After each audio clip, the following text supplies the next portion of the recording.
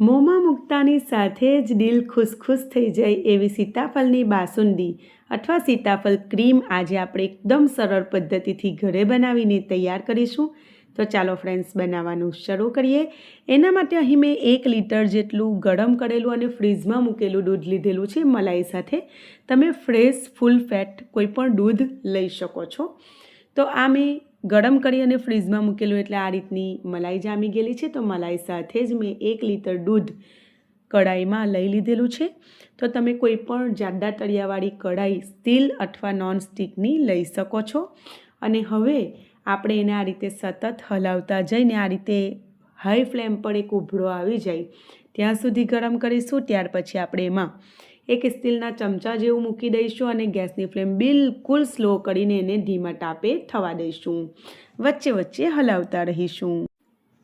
આજુબાજુ જે મલાઈ જામે એને મિક્સ કરી અને આપણે હલાવતા રહીશું વચ્ચે વચ્ચે ત્યાં સુધી આપણે સીતાફળનો પલ્પ કાઢી લઈએ.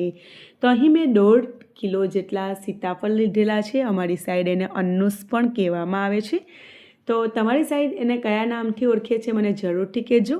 તો કસ્ટર્ડ એપલનો પલ્પ આપણે કાઢવાનો છે. તો આજે આપણે ફક્ત 5 જ મિનિટમાં એનો પલ્પ કાઢીને એના બીજ અલગ કરીશું. તો આ રીતે મેં એક ચોપર લઈ લીધેલું છે. તો તમે આ હેન્ડ ચોપર છે, તો બીજું એક દોરી ખેંચવાવાળું ચોપર પણ મળતું હોય છે, તમે એનો પણ યુઝ કરી શકો છો. અથવા ઇલેક્ટ્રિક ચોપરમાં પણ તમે બંધ ચાલુ કરીને સેમ પ્રોસેસ કરી શકો છો. તો આ રીતે એકદમ પાક્કા સીતાફળ લેવાના છે. એકદમ પાકી ગયા હોય એવા, બિલકુલ કચાશ ના હોય એવા અને વધારે ગળવાળા પલ્પવાળા સીતાફળ લઈને આ રીતે એનો બી સાથેનો પલ્પ આપણે કાઢી લીધેલો છે. અને હવે આપણે આ હેન્ડ ચોપરની હેલ્પથી બી અને પલ્પને ફક્ત 2 થી 3 જ મિનિટમાં અલગ કરી લઈશું. તો બહુ જ ઇઝીલી અલગ થઈ જાય છે. તો આ રીતે એ ટ્રાન્સપેરન્ટ છે, નીચેથી પણ જોઈ શકાય છે, પણ વિડીયોમાં હું તમને નથી બતાવી શકતી એટલે હું આ રીતે ખોલીને બતાવું છું. જુઓ, આ રીતે પલ્પ અલગ થવા લાગેલો છે. ફરી મેં 2 થી 5 વખત આ રીતે હલાવતા ગઈ એટલે ઓટોમેટિક એના બીજ અને પલ્પ અલગ થઈ જાય છે. તો તમારે હળવા હાથે બી બિલકુલ પીસાઈ ન જાય એ રીતે તમારે આ રીતે જુઓ, હવે બીજ અલગ થઈ ગયેલા છે, જોઈ શકો છો ને. બસ, તો હવે આપણે બી અને પલ્પ તો અલગ થયો છે, પણ એમાંથી બીને એકદમ બહાર કાઢી લેવાના છે અને પલ્પને અલગ કરવાનો છે. તેના માટે એક બાઉલ લીધેલો છે, એના ઉપર એક ચાળણો લીધેલો છે. થોડા મોટા કાણાવાળો ચાળણો લીધેલો છે જેથી બી ઉપર રહી જાય, પલ્પ નીચે નીકળી જાય. તો આ રીતે જુઓ, પલ્પ આપણે આ રીતે લઈ લઈશું અને પછી ચમચીથી હલાવતા જઈને પલ્પ નીચે જશે, બી ઉપર રહી જશે. તો એ બીને આપણે ચમચીની હેલ્પથી જ અલગ કરી લઈશું. કોઈક બી પર થોડોક પલ્પ રહ્યો હોય તો આ રીતે આપણે ચમચીની હેલ્પથી થોડું દબાવીને અલગ કરીને આપણે કરી લઈશું. અને બીજી બાજુ જુઓ, આપણા દૂધમાં પણ સરસ ઉભરો આવી ગયેલો છે. તો આ રીતે આપણે મિક્સ કરતા જઈશું અને એની મલાઈને આ રીતે અંદર મિક્સ કરતા જઈશું. તો કપડાથી આપણે આ જે સ્ટીલનો સ્પેચ્યુલા મૂકેલો છે ચમચો, એ કપડાથી કે કોઈ વસ્તુથી પકડવાનો, કારણ કે બહુ જ ગરમ હોય છે. અને બીજી બાજુ જુઓ, આ રીતે બીજ અલગ થાય એટલે આપણે આ રીતે એકદમ ઇઝીલી એને અલગ કરી શકીએ છીએ. એકદમ રમતમાં આ કામ થઈ જતું હોય છે. બહુ જ ઇઝીલી આ 1.5 કિલો જેટલા સીતાફળનો પલ્પ કાઢતા ટોટલ મને 8 થી 10 જ મિનિટનો સમય લાગેલો. બહુ જ ઝડપી કામ થઈ ગયેલું. તો જુઓ, આ રીતે બી અલગ થઈ ગયેલા છે. આ રીતે થોડોક મોટા પલ્પને આપણે આ રીતે એડ કરી દઈશું બાઉલમાં. અને જો બીજી પણ એક રીત બતાવું છું, એ મને વધારે ગમી, એ તમારી સાથે શેર કરી દઉં.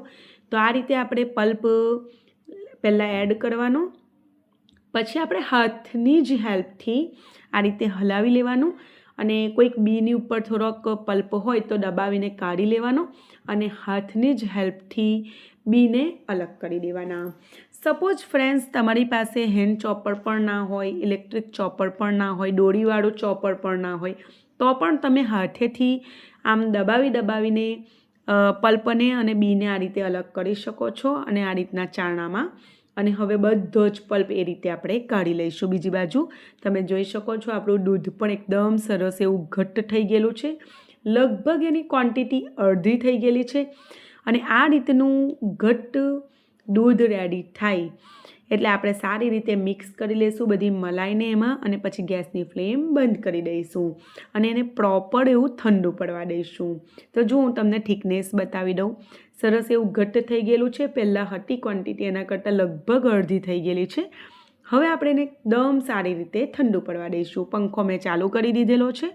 બીજી બાજુ બધો પલ્પ પણ મેં કાઢી લીધેલો છે, તમે જોઈ શકો છો. તો દૂધ પણ આપણું ઘટ્ટ થઈ ગયું છે, પલ્પ પણ આપણો નીકળી ગયો છે.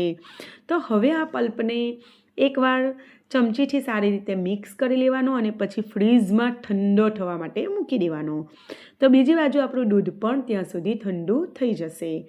તમે જોઈ શકો છો પલ્પ આખો બાઉલ ભરીને નીકળેલો છે. બહુ જ ઇઝીલી નીકળી ગયેલો છે. તમે આ રીતથી જરૂર ટ્રાય કરજો. તમને મારી આ રીત પસંદ આવી હોય તો લાઈક જરૂરથી કરજો, કમેન્ટ કરજો કે તમને આ રીત કેવી લાગી. બીજી બાજુ જુઓ, દૂધ પણ સરસ ઠંડુ થઈ ગયેલું છે. 15 મિનિટ જેવો સમય લાગેલો, પંખા નીચે મૂકી દીધેલું. હવે એમાં મેં અમૂલની ફ્રેશ ક્રીમ 250 ml જેટલી એડ કરેલી છે. તમારી પાસે ના હોય તો એના જગ્યા પર તમે મલાઈનો યુઝ કરી શકો, અથવા મલાઈ તો ઓલરેડી આપણા દૂધમાં છે જ છે. સાથોસાથ જો તમારી પાસે ફ્રેશ ક્રીમ ના હોય ને ફ્રેન્ડ્સ, તો કાજુ 8 થી 10 કાજુને તમારે દૂધ થોડુંક નાખીને પીસી લેવાનું અને જ્યારે આપણે દૂધને ગરમ કરતા હતા ને ઘટ્ટ કરતા હતા એ જ સમયે કાજુવાળું દૂધ ઉમેરી દેવાનું. તો એનાથી પણ દૂધ સારું એવું ઘટ્ટ થઈ જશે. તો ફ્રેન્ડ્સ, જરૂરી નથી કે ક્રીમ હોવું જોઈએ, પણ ક્રીમ હશે ને તો એની રિચનેસ બહુ જ ફાઇન, બહુ જ ક્રીમી બનશે. ને બીજું મેં કન્ડેન્સ મિલ્ક યુઝ કરેલું છે, મિલ્કી મિસ્ટ. તમે કોઈ પણ કંપનીનું લઈ શકો છો. તો આ પણ મેં 200 ml જેટલું યુઝ કરેલું છે. જો તમારી પાસે આ પણ ના હોય તો એની જગ્યા પર તમે પાવડર સુગર યુઝ કરી શકો છો, અથવા દૂધ ગરમ કરો તે જ વખતે તમે 1/4 કપ જેટલી સુગર એટલે કે ખાંડ ગરમ દૂધમાં જ એડ કરી દેવાની, એટલે ઇઝીલી ઓગળી જાય. પણ જો અગેન હું તમને કહીશ કે જો તમે કન્ડેન્સ મિલ્ક એડ કરશો તો બહુ જ ક્રીમી અને એનો ટેસ્ટ બહુ જ ફાઇન આવે છે. આમ મોંમાં મૂકતા જ એવું લાગે કે બહુ જ સારી વસ્તુ આપણે ખાતા હોય એવું ફીલ આવે છે અંદરથી. તો જો આ રીતે મેં પહેલું સ્પેચ્યુલાથી થોડું હલાવી લીધું. ત્યાર પછી કમ્પ્લીટ મિક્સ કરવા માટે આ રીતે મેં બીજી વસ્તુનો યુઝ કરેલો છે, બરાબર.